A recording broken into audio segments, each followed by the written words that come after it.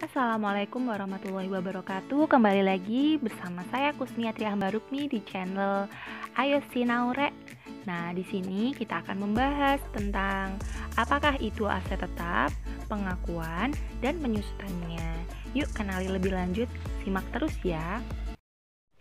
Apakah gedung merupakan aset tetap?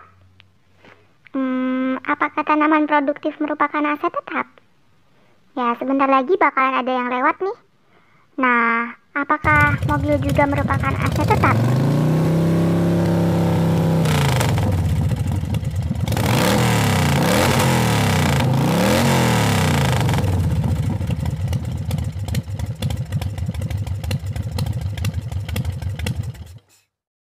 Atau mesin pabrik juga merupakan aset tetap? Atau meja dan kursi sebagai peralatan juga merupakan aset tetap?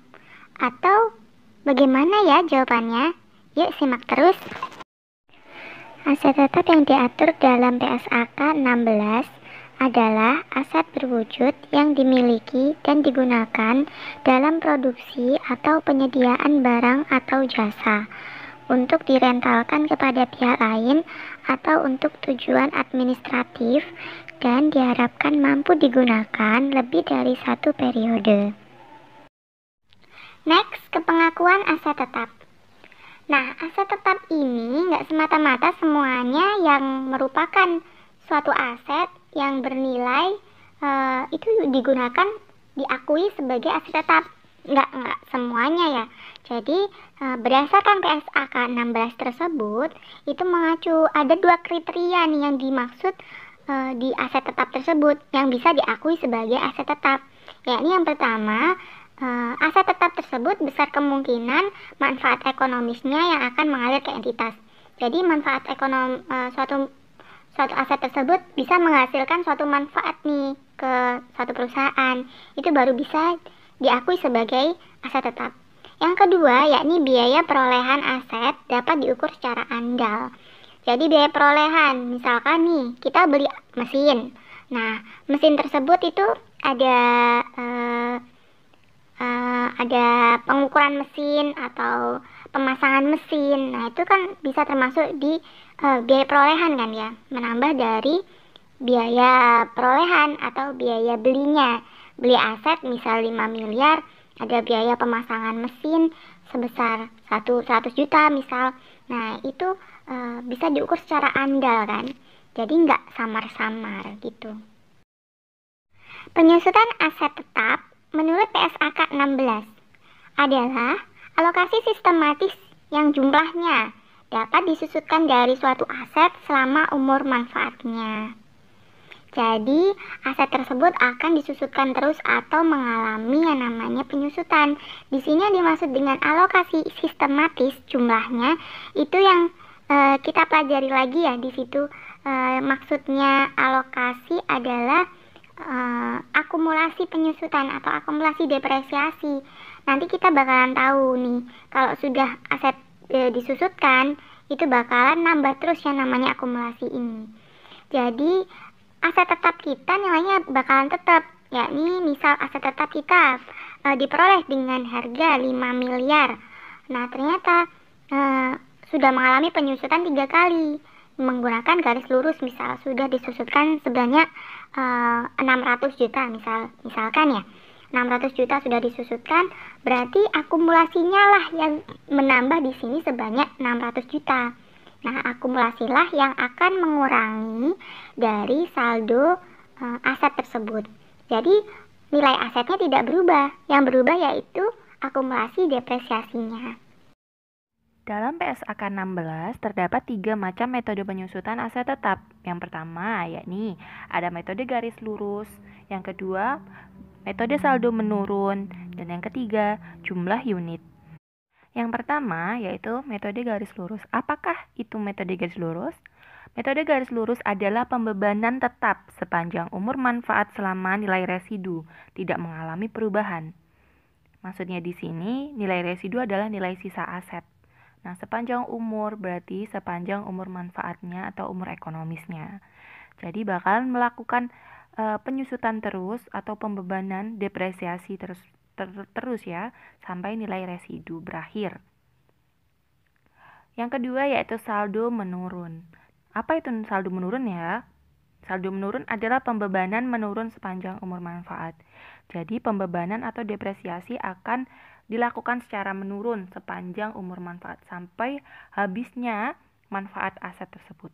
Yang ketiga yaitu jumlah unit. Apakah itu jumlah unit? Jumlah unit adalah pembebanan berdasarkan penggunaan.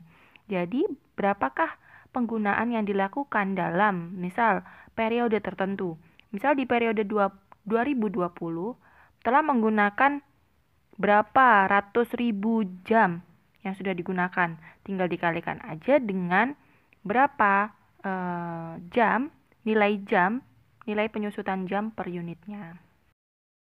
Nilai sisa adalah nilai suatu aset yang mana apabila aset tersebut sudah tidak dapat dimanfaatkan lagi dan aset itu akan kita jual atau kita alihkan ke orang lain dan dinilai dengan harga sebesar itu, tidak dapat disusutkan lagi ya. Jadi aset tersebut sudah mentok, tidak dapat digunakan dan tidak dapat disusutkan, maka bisa dikatakan itu adalah nilai sisa atau nilai residu. Nomor 2 yaitu harga perolehan. Harga perolehan yaitu dimana nilai beli suatu aset ditambah dengan nilai biaya-biaya untuk memperoleh aset tersebut. Saya misal contohkan ya. Misalkan kita membelikan suatu peralatan misal meja atau kursi kantor.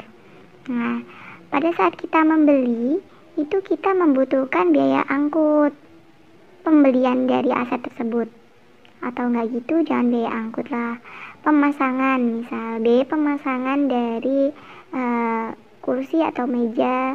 Nah, itulah yang dikatakan dengan termasuk di dalam biaya perolehan suatu aset tersebut.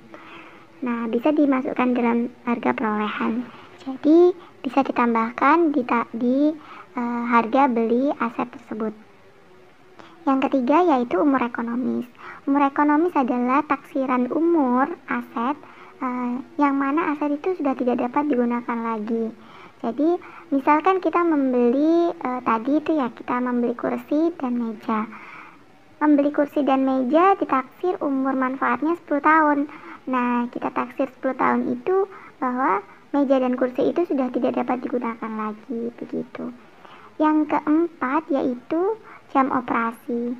Jam operasi di sini atau total jam operasi itu yang dimaksud misalkan di sini suatu mesin beroperasi dalam satu periode atau dalam satu tahunnya itu beroperasi seberapa, itu adalah jam operasi.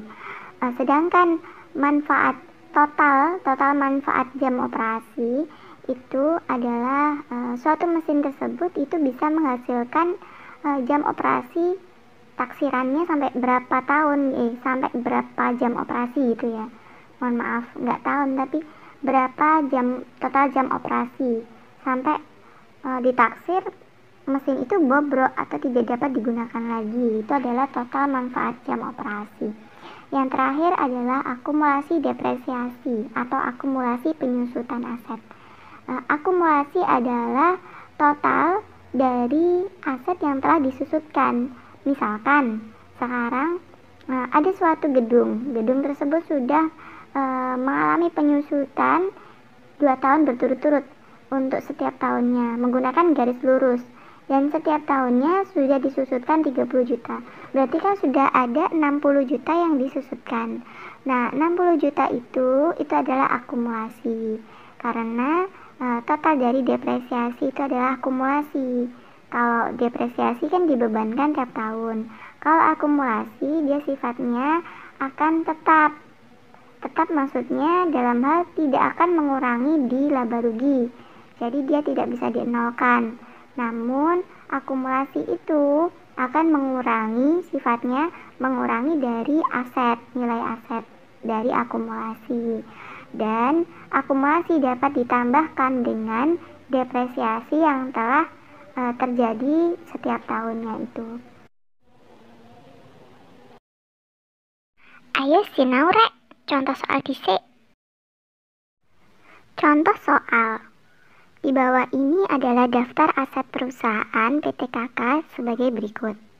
1 Januari 2019 dibeli mesin senilai 50 miliar dengan biaya pemasangan 100 juta, ditaksir memiliki umur ekonomis 40 tahun dan 4 juta jam operasi, dan ditaksir aset tidak dapat beroperasi dan dijual dengan harga 20 juta pada tahun 2020 telah beroperasi 220 ribu jam. Maka pertanyaannya, yang pertama, hitunglah berapa penyusutan tanggal 31 Desember tahun 2020 menggunakan metode garis lurus. Yang kedua, menggunakan metode saldo menurun.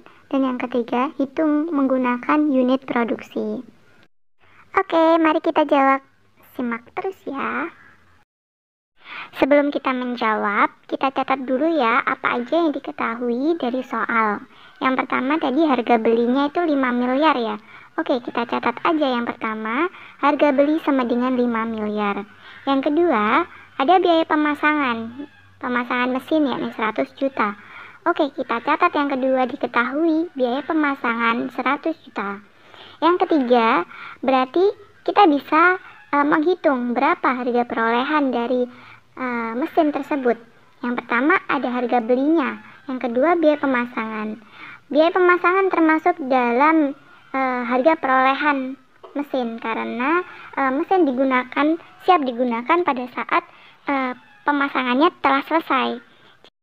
Jadi bisa kita ketahui harga perolehannya yakni sama dengan harga beli ditambah dengan biaya pemasangan, yakni 5 miliar ditambah dengan 100 juta sama dengan 5,1 miliar.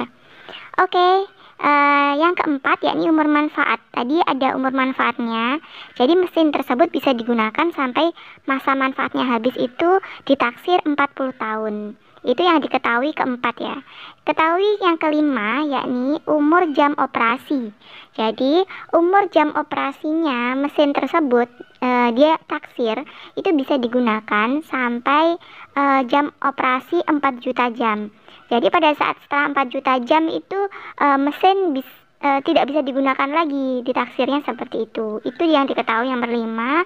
Dan yang keenam diketahui nilai sisa. Tadi nilai sisa saat mesin sudah tidak benar-benar tidak bisa digunakan lagi oleh perusahaan, tidak bisa disusutkan dan lain-lain, itu ditaksir nilai sisanya itu ada 20 juta. Jadi misal dijualnya mesinnya udah bobrok ya, itu dijual dengan harga 20 juta. Yang diketahui nomor 7 yakni jam operasi tahun 2020. Tadi pada tahun 2020 ditaksir jam operasinya pada 31 Desembernya ya, itu sudah digunakan sebanyak 220 jam, 220 ribu jam. Jadi kita nanti bisa mengalihkan aja ya, 220 ribu jam dikalikan dengan berapa sih per jamnya operasi itu gitu nilainya. Oke, langsung aja kita jawab di langkah selanjutnya. Kita langsung jawab soal yang pertama yang ditanyakan tadi, penyusutan menggunakan metode garis lurus. Kita bahas dulu rumusnya. Rumus dari metode garis lurus yaitu penyusutan metode garis lurus sama dengan harga perolehan dikurangi dengan nilai residu atau nilai sisa dibagi dengan umur ekonomis. Tadi sudah diketahui kan ya, harga perolehannya berapa? Yakni 5,1 M dari 50 miliar ditambah dengan 100 juta. Benar, jadi 5,1 M dikurangi dengan nilai residu atau nilai sisa. Tadi nilai sisa mesin berapa pada saat mesin sudah tidak bisa dijual lagi? Iya benar, 20 juta. Jadi 5,1 M dikurangi 20 juta dibagi dengan umur ekonomis. Umur ekonomisnya berapa? 40 tahun. Ya benar, jadi totalnya 5,1 dikurangi 20 juta sama dengan 50 miliar 80 juta dibagi dengan 40 tahun. Benar, hasilnya 1,252 juta. Ya, jadi yang harus kita garis bawain di sini, kalau menggunakan metode garis lurus itu dibagi dengan umur ekonomis. Jadi pembagiannya dia bakalan flat sampai dengan habis umur tahunnya dia ya. Jadi selama 40 tahun dia bakal penyusutannya bakal tetap, yaitu 1,252 juta sampai habisnya umur manfaatnya si aset tersebut. Jadi aset sudah tidak bisa digunakan sampai nilai residunya dia itu bakalan tetap penyusutannya sebesar 1.252 juta. Next, ke contoh soal nomor 2 yang ditanyakan yaitu menggunakan metode saldo menurun. Rumusnya yaitu penyusutan metode saldo menurun sama dengan 100% dibagi dengan umur manfaat dari aset tersebut dikalikan dengan 2 dikalikan dengan harga perolehan dari aset. Kita bisa jawab ya. Penyusutan MSM sama dengan 100% dibagi dengan berapa umur manfaatnya? Benar, 40 tahun ya kan? Dikalikan dengan 2 dari rumusnya dikalikan dengan 5,1 miliar harga perolehannya. Nah, tadi saya sudah menghitungnya. Nilainya yaitu 255 juta. Nah, di sini bagaimana selanjutnya? Karena di sini kan menggunakan saldo menurun. Jadi penyusutan dia setiap tahunnya itu akan selalu menurun. Jadi yang pertama kan 255 juta nih. Jadi yang kedua di tahun selanjutnya, di tahun kedua akan menurun penyusutannya. Beda dengan di garis lurus. Apabila menggunakan garis lurus sampai habis itu bakal flat atau semuanya tetap, ya kan? Kalau menggunakan saldo menurun itu berubah-ubah. Jadi penyusutannya akan berubah-ubah setiap tahun, yaitu dari yang tahun pertama itu tinggi, tahun kedua akan menurun, ketiga lebih menurun lagi, keempat lebih lagi menurunnya. Jadi untuk tahun kedua kita bisa menghitungnya seperti ini. Penyusutan selanjutnya itu sama dengan rumusnya sama, 100% dibagi 40 itu umur manfaat dikalikan 2 dikalikan dengan, nah ini yang bikin beda, 5,1 M dikurangi 255 juta atau bisa kita sebut sebagai nilai buku. Nilai buku yaitu harga perolehan dikurangi dengan akumulasi depresiasi. Tadi kan kita sudah belajar ya akumulasi depresiasi atau akumulasi penyusutan itu apa. Oke, kita lanjutkan ke soal nomor 3.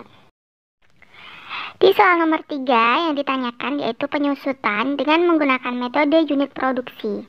Rumusnya yaitu penyusutan metode unit produksi sama dengan harga perolehan dikurangi nilai residu dibagi dengan total umur jam operasi. Jadi, total umur jam operasi ini apa? Ya, total keseluruhan aset ini bisa digunakan itu berapa jam bisa dioperasikan. Itu menurut taksirannya ya. Gitu. Kalau harga perolehan dikurangi nilai residu nggak jauh beda sama apa yang tadi pertama ya seperti garis lurus. Kalau garis lurus kan sama ya. Yang atas ya harga perolehan dikurangi nilai residu dibagi umur ekonomis. Itu kalau garis lurus. Kalau di unit produksi tinggal diganti aja total umur jam operasinya berapa. Nah, bisa kita jawab? Coba kita jawab ya. Di sini penyusutan metode unit produksi sama dengan 5,1 miliar dikurangi dengan 20 juta yaitu nilai residunya dibagi dengan 4 juta. Bisa kalau masih lupa ya, kita bisa lihat lagi ke yang diketahui, yang kita sudah catat itu yang di awal, itu berapa total umur jam operasinya. Kita lihat lagi aja nggak apa-apa. Di situ ada 4 juta jam operasi. Biar kita bisa menentukan per jam operasinya itu nilai yang disusutkan itu berapa. Gitu. Saya sudah menghitungnya. Di sini saya ketemu 1.270 per jam operasi. Jadi penyusutan itu kalau unit produksi itu per jamnya ya, per unit produksinya itu 1.270 nilainya gitu. Nah, ternyata di tahun 2020 sampai tutup buku ya di 31 Desember itu sudah beroperasi sebanyak 220.000 jam operasi. Nah, kalau per jamnya itu 1270 dan ternyata dia sudah beroperasi selama 220.000 jam operasi, maka bagaimana? Ya tinggal mengalihkan aja. Nah, saya sudah mengalihkan di sini. Total dari pengalihan 220.000 jam dikalikan dengan 1.270 rupiah per jam operasinya. Nah, saya ketemunya 279.400.000 rupiah. Jadi, pada tahun 2020, aset tersebut mengalami penyusutan sebanyak 279.400.000 rupiah.